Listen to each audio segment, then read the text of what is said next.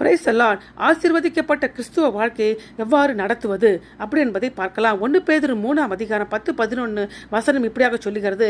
ஜீவனை விரும்பி நல்ல நாட்களை காண வேண்டும் என்று இருக்கிறவன் பொல்லாப்புக்கு தன் நாவையும் கபடத்துக்கு தன் உதடுகளையும் விலக்கி காத்து பொல்லாப்பை விட்டு நீங்கி நன்மை செய்து சமாதானத்தை தேடி அதை பின்தொடர கடவன்.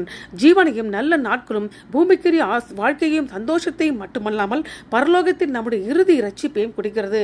மற்றவர்களுக்கு இரக்கம் காட்டுவது நீண்ட ஆயுளுக்கும் சிறந்த நாட்களுக்கும் நிச்சயமாக நம்மளை வழி நடத்துகிறது. ஆகவே ஆசீர்வதிக்கப்பட்ட கிறிஸ்துவ வாழ்க்கையை நடத்துவதற்கு 3 காரியங்களை செய்ய வேண்டும்.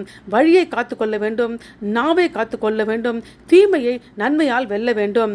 அப்படியாக காத்து நடக்கும்போது அவர்களுக்கு கொடுக்கப்படுகிற வாக்குத்தத்தம் 1 பேதுரு 3:12 கர்த்தருடைய கண்கள் நீதிமான்கள் மேல் நோக்கமாக இருக்கிறது, அவருடைய செவிகள் அவருடைய வேண்டுதல் கவனமாக இருக்கு, தீமை செய்வதற்கோ கர்த்தருடைய முகம் விரோதமாக இருக்கிறது.